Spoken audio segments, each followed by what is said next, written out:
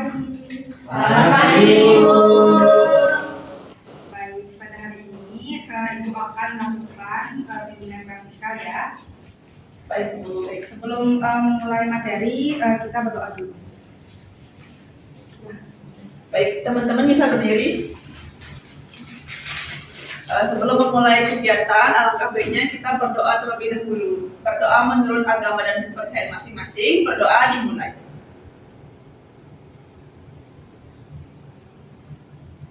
Berdoa selesai. Baik.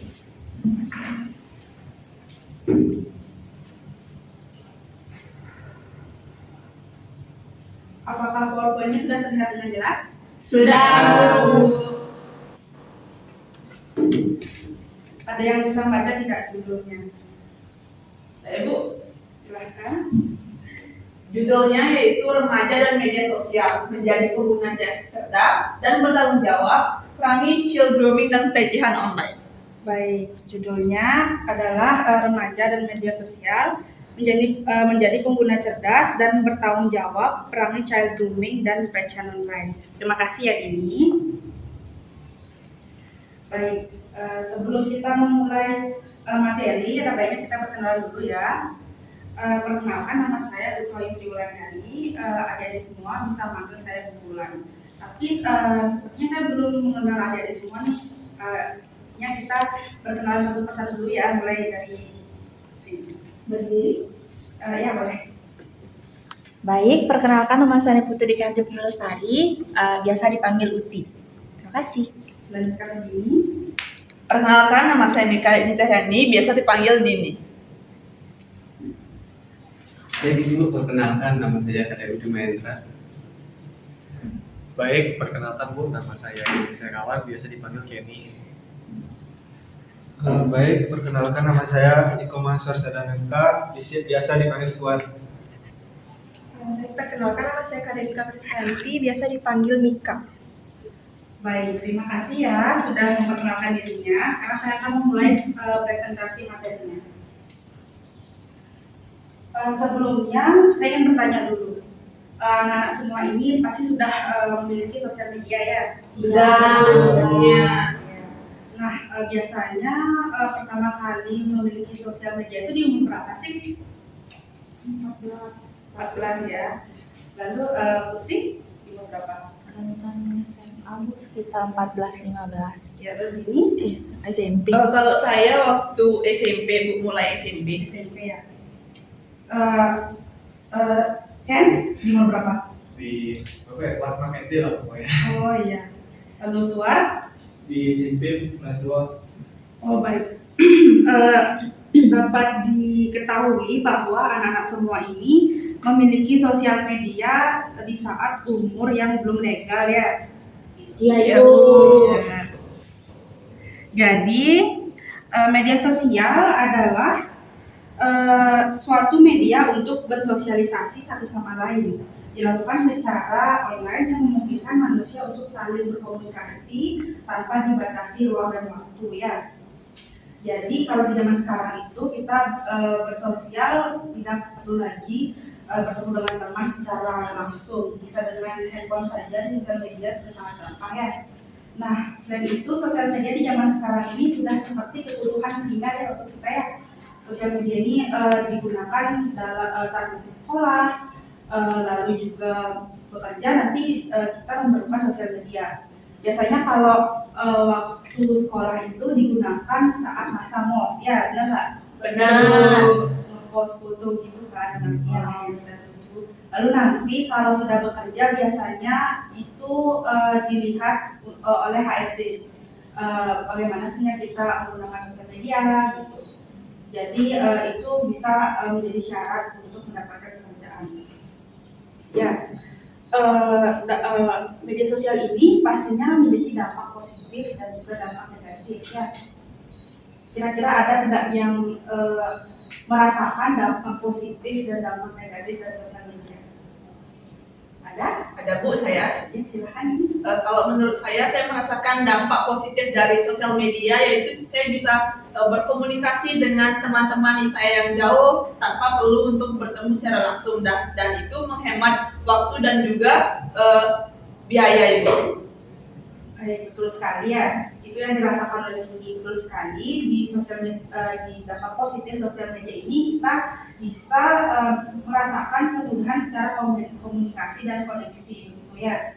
Lalu yang kedua ada mempermudah informasi dan edukasi. Di sosial media kita dapat melihat banyak sekali konten positif ya, seperti edukasi tentang misalnya pelajaran, banyak sekali konten-konten kreator yang membagikan ilmu-ilmu yang bermanfaat untuk kita. Lalu ada bisnis dan peluang ekonomi. Nah, ini banyak sekali ya di sosial media yang berjualan di sosial media, misalnya di akun Instagram gitu ya, foto-fotonya di post.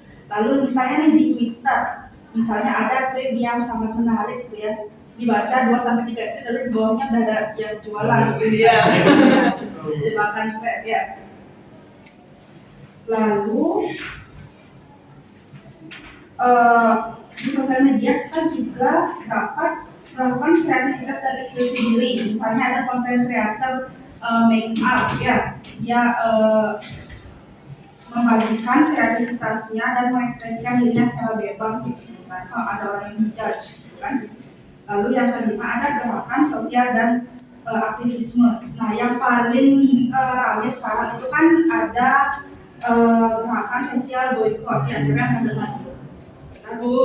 Nah, itu banyak sekali yang menyerukan gerakan sosial tersebut, tapi kita juga tidak boleh terlalu berlebihan ya dalam melakukannya. Selanjutnya ada dampak negatif. Kira-kira ada nggak dari adik-adik ini yang merasakan dampak negatif dari sosial media? Ada tidak? Dampak negatif dari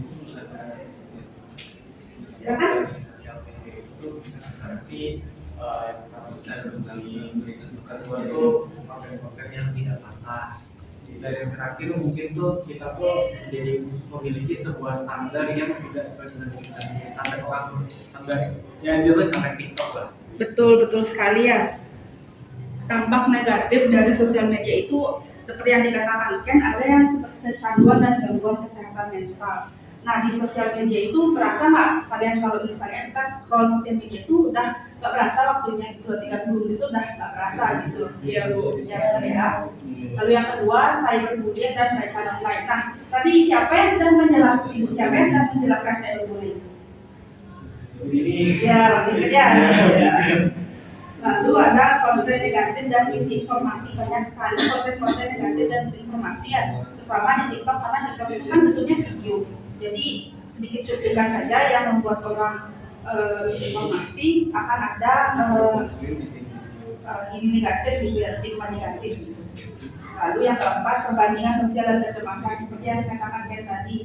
Nah, karena kita itu di sosial media banyak sekali selebgram atau tiktokers itu yang menyebarkan melalui postingannya itu kayak standar yang baru gitu yang harus diikuti gitu. Tapi kita tidak boleh FOMO gitu ya dengan hal itu, karena itu kita. Lalu privasi dan keamanan data. Misalnya di sosial media itu banyak sekali kasus-kasus negatif mengenai privasi dan keamanan data kita. Seperti kemarin berita yang saya sempat tahu itu ada model yang fotonya itu diedit menggunakan AI begitu, dan di bawahnya diedit menggunakan foto yang tidak pantas. Nah, itu kan sangat buruk sekali ya, kita sebagai perempuan pasti takut melihatnya. Lalu yang terakhir, cyberbullying online. Nah, ini adalah proses di mana orang dewasa yang membangun hubungan dan kepercayaan kepada seorang anak dengan tujuan mengeksploitasi untuk seksualitas. Ini biasanya ada predator gitu ya, yang umurnya itu sebenarnya sudah tua begitu, sudah di atas misalnya 20-an sampai umur sekali gitu ya. Biasanya mereka ini membodohi pengguna-pengguna awal sosial media yang masih umurnya itu masih labil gitu. Biasanya mereka menargetkan anak-anak. Nah, selanjutnya kita akan menjelaskan etika bermedia sosial. Nah, dari tadi kan kita sudah mendapatkan materi mengenai dampak positif dan negatif media sosial ya. Selanjutnya saya akan menjelaskan etika bagaimana sih etika yang baik melakukan media sosial.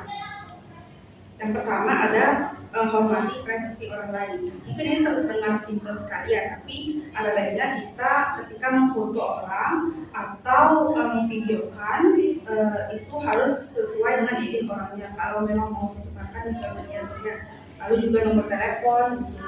Ada baiknya misalnya nih ada orang yang minta nomor telepon kita. Nah, ada baiknya kita bertanya dulu ke teman kita apakah boleh diberikan kepada orang ini. Jadi dengan begitu kita bisa menghormati privasi orang lain. Lalu yang kedua, bersikap sopan dan santun tentu saja. Yang ketiga, bertanggung jawab atas konten yang kita bagikan. Kita tidak boleh membagikan konten-konten negatif seperti hoax, ya. Lalu yang keempat, ada hargai perbedaan pendapat. Lalu selanjutnya, lindungi anak-anak dari konten yang tidak pantas. Nah, ini kemarin kan sempat booming banget ya berita tentang anak yang dilecehkan oleh ibunya. Nah, itu tidak boleh ya. Lalu yang keenam, jaga keamanan data pribadi. Lalu selanjutnya ada berpikir sebelum memposting. Kita harus berpikir sebelum memposting hal yang kita bagikan di sosial media supaya tidak merugikan orang lain. Lalu selanjutnya sadari batasan media sosial. Kita harus menyadari batasan mana yang seharusnya bisa kita bagikan di media sosial. Lalu juga kita tidak boleh terpaku di media sosial dan melupakan realitas, gitu ya. Yang terakhir adalah gunakan media sosial dengan benar. Baik, sebelum berlanjut ke materi selanjutnya, saya akan membagikan video ya.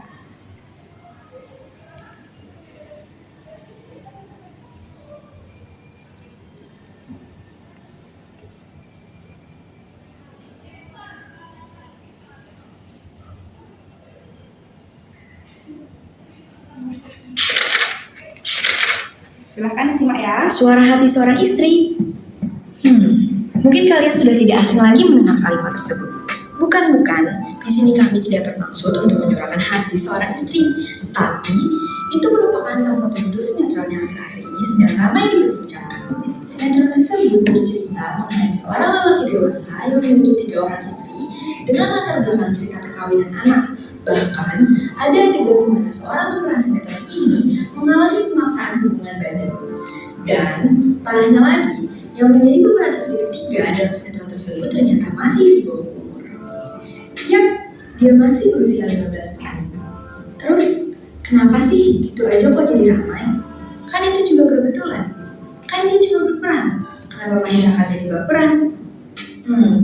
Kalian tahu kan bagaimana dampak dari sebuah tayangan? Beberapa pihak menilai bahwa sinetron ini mempromosikan dan meromantisasi child grooming serta dianggap permisi terhadap pernikahan anak. Emangnya child grooming itu apa sih? Child grooming merupakan upaya orang dewasa untuk membangun hubungan, kepercayaan, dan ikatan emosional dengan seorang anak atau remaja, sehingga mereka dapat memanipulasi, mengeksploitasi, atau bahkan melecehkan korban. Definisinya cukup mengerikan ya. Membahas mengenai child grooming ini sendiri sepertinya nggak cukup gitu aja deh. Pastinya kalian mau tahu lebih dalam kan? Kali ini Sito mengundang Ibu Dr. Wiwen Hendriana SPSI MSI sebagai narasumber. Kita juga meminta pendapat kan? Baik, itu adalah penjelasan singkat mengenai child grooming ya. Baiklah, selanjutnya saya akan memberikan contoh kasus child grooming secara online ya.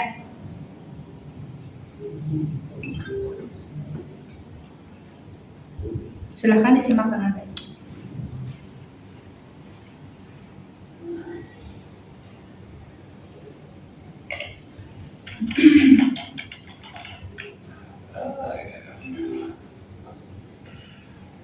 Okay,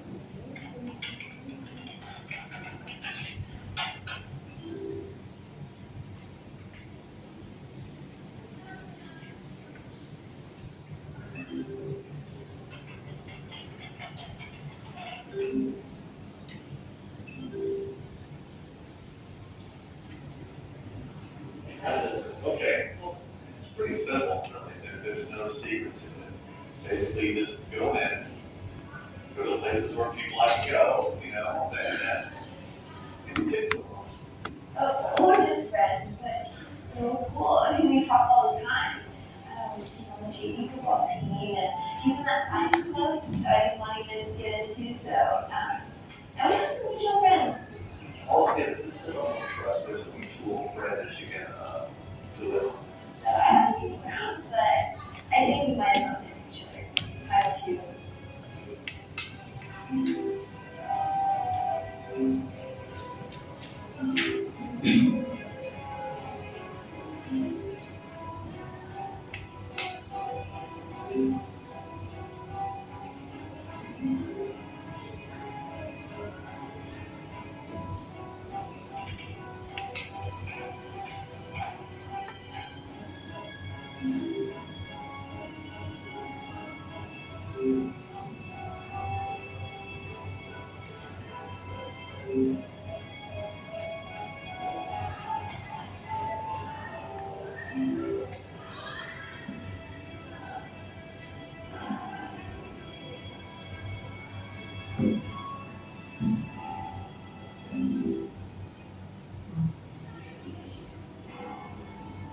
Once you get them to connect with something familiar, it's all good. He's a really cool guy. He's super cute and really funny, and we like all the same movies. Everyone wants to list their favorite books, their favorite movies, their favorite places to eat. So you include it on those, and you can instantly find some common ground with someone. I'm really excited to meet him. Well, once I have our vote. Oke, itu ya videonya.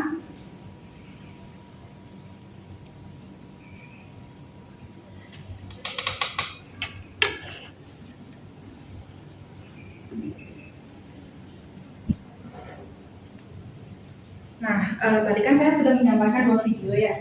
Ada yang masih ingat?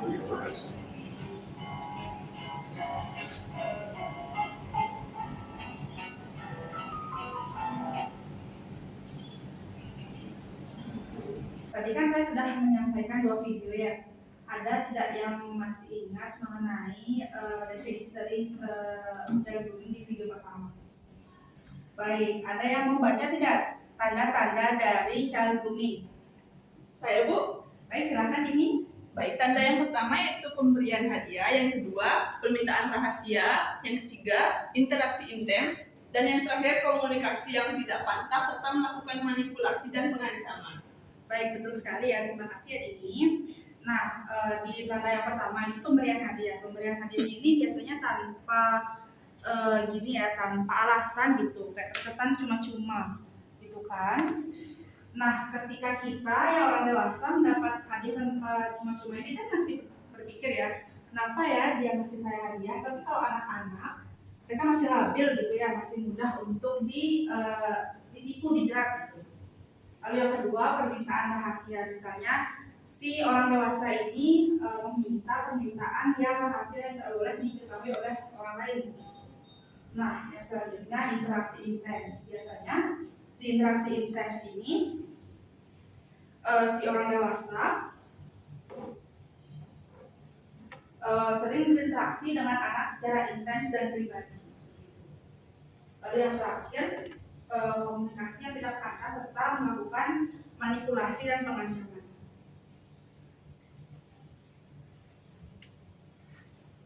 Baik, untuk selanjutnya adalah dampak dan pencegahan untuk child grooming.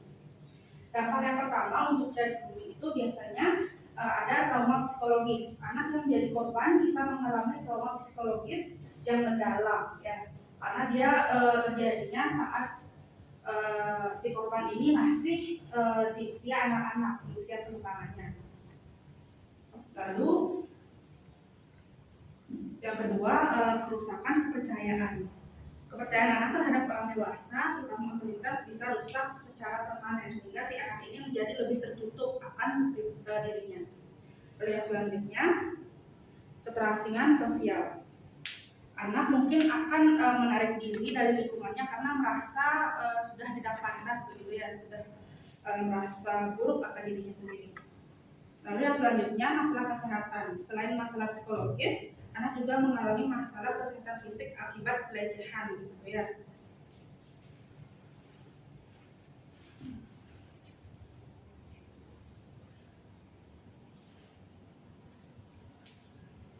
Lalu ada pencegahan untuk child grooming. Nah, pencegahan atau pelindungan untuk anak yang mengalami child grooming ini bisa kita lakukan dengan melakukan pendidikan seksual sejak dini ya, atau sex education. Gitu. Lalu kita sebagai orang dewasa yang ada di sekitar anak harus juga melakukan pengawasan aktivitas online.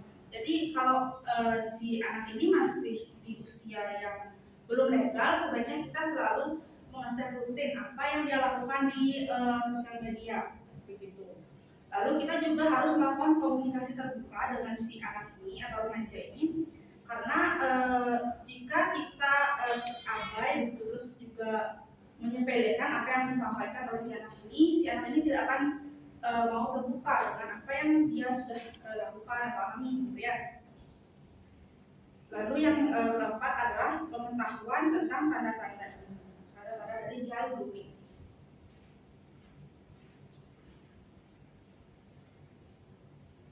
Nah, untuk selanjutnya ada yang membaca tidak judulnya tadi?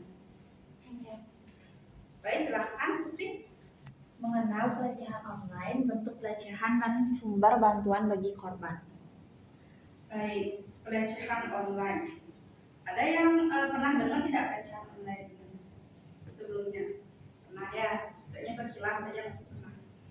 Nah, pelecehan seksual online ini juga dikenal sebagai pelecehan seksual yang berbasis gender.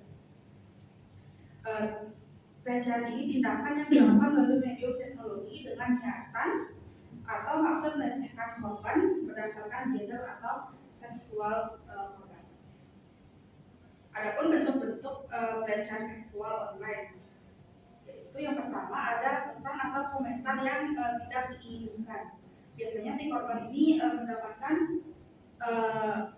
pesan-pesan yang tidak diinginkan gitu ya. Lalu yang selanjutnya ada cyber stalking, begitu. Yang selanjutnya ada sexting, yaitu mengirim pesan foto atau video seksual kepada korban tanpa persetujuan dan tanpa alasan. Jadi kayak terkesan tiba-tiba begitu ya. Lalu ada doxing, mengungkapkan informasi pribadi korban secara online. Nah, yang selanjutnya ada revenge porn. Ini banyak sekali terjadi ya revenge porn ini ya. Lalu yang selanjutnya ada cyberbullying. Nah, jika kalian ada atau di lingkungan kalian ini ada yang mengalami pelecehan online atau misalnya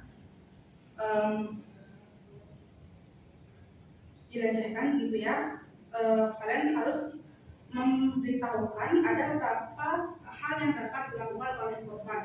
Yang pertama ada dokumentasi pelecehan, jadi itu sebagai bukti ya dari kasus tersebut. Lalu yang selanjutnya ada kita harus melakukan seperti blokir pelaku atau blok akses yang dapat menghubungkan si korban dan pelaku ya. Lalu yang selanjutnya kita harus melaporkan pelecehan ini. Nah, yang terakhir cari bantuan yang terpercaya. Nah, adapun sumber-sumber bantuan bagi korban child grooming dan pelecehan online. Ya, yang pertama itu ada Kemen PPA atau Kementerian Pemberdayaan Perempuan dan Perlindungan Anak. Lalu ada Komisi Perlindungan Anak Indonesia KPAI. Lalu ada kita juga bisa melaporkannya polisi tentu saja. Lalu yang terakhir ada lembaga swadaya masyarakat atau LSM. Nah, untuk selanjutnya saya ingin anak-anak membentuk kelompok ya. Saya akan membagikan tugasnya.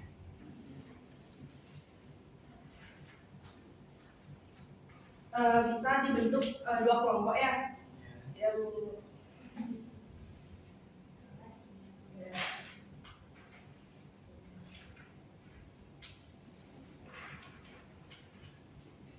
Waktunya 5 menit ya.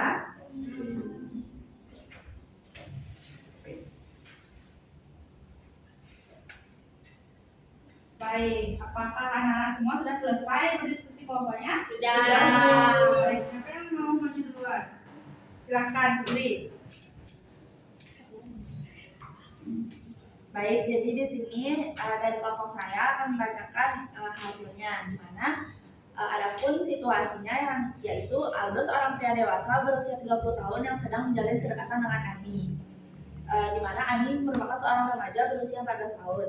Mereka berkenalan melalui media sosial, di mana awalnya mereka hanya berteman, namun seiring berjalannya waktu, Aldo mulai berani untuk mengajak Ani berpacaran. Namun seringkali Aldo meminta Ani untuk melakukan hal-hal yang diperintahkannya. Hingga pada puncaknya, Aldo mengancam Ani untuk mengirimkan foto vulgar kepada Aldo untuk pembuktian cintanya kepada Aldo. Ani merasa takut dan tidak nyaman, namun dia tidak bisa menolak Aldo karena dia mencintainya. Apa yang harus dilakukan oleh Ani? Jadi pertanyaannya yang pertama, apa yang dilakukan Aldo kepada Ani? Jadi tindakan yang dilakukan Aldo kepada Ani itu dapat disebut dengan child grooming. Yang kedua, apa saya tanda-tanda bahwa Ani sedang mengalami child grooming? Yang pertama itu menuruti kemauan Aldo. Yang kedua, manipulasi dan pengancaman. Yang ketiga, Ani tidak bisa menolak perintah dari Aldo. Yang ketiga, apa yang dapat dilakukan Ani untuk keluar dari situasi ini? Yang pertama, mencari pertolongan mulai dari orang tua hingga bantuan Komnas Perlindungan Anak dan Perempuan. Yang keempat, apa yang dapat dilakukan orang tua Ani untuk membantu Ani di situasi ini? Nah, orang tua Ani dapat memberikan pengertian dan edukasi mengenai child grooming, mulai dari dampak, kemudian melaporkan ke polisi dan KPAI. Baik, sekian jawaban dari saya dan teman saya. Terima kasih. Baik, Bapak. Bagus sekali ya jawaban dari kelompok pertama. Nah, selanjutnya siapa yang mau maju? Saya, Bu. Baik, silakan. Baik, saya ingin menjawab pertanyaan dari soal di sini. Yang pertama, bagaimana sih cara kita supaya menggunakan media sosial secara bertanggung jawab? Yang pertama itu kita harus pikirkan dulu sebelum posting sesuatu. Kita harus mengelola waktu dan kita harus menggunakan medsos untuk kebaikan, jangan melibatkan kebencian. Yang kedua, apa sih yang bisa kita lakukan untuk melindungi anak-anak dari bullying online? Tentunya kita perlu edukasi untuk menggunakan anak-anak bahwa media sosial itu bisa menjadi tempat yang sangat berbahaya dan menyarankan anak-anak untuk jangan menggunakan media sosial sebelum cukup umur. Yang ketiga, bagaimana sih kita membuat media sosial itu menjadi tempat yang lebih positif? Kita yang pertama tuh tentu saja dari diri sendiri dan kita tuh harus bijak dalam berinteraksi satu sama lain. Dan apa peran media sosial di masyarakat? Media sosial itu memegang peran yang sangat penting di masyarakat. Yang pertama tuh mempermudahkan kita untuk berkomunikasi dengan orang lain. Kedua, akses informasi semakin mudah dengan adanya internet. Kita bisa memulai bisnis baru dengan adanya internet dan kita bisa mencari hiburan seperti menonton film dan lain-lain. Sekian jawaban, terima kasih. Baik, bagus sekali ya untuk Putri dan Ken sudah mau maju dan memberikan pendapat dari kelompoknya masing-masing. Nah, untuk selanjutnya dari anak-anak, apakah ada yang ingin bertanya mengenai materinya lagi? Tidak. Baik. Nah, sekarang saya akan menyimpulkan materinya ya. Kira-kira ada yang mau dulu tidak memberikan simpulan sedikit saja? Ada yang mau? Ken? Oke, baik Bu, terima kasih atas kesempatan ini.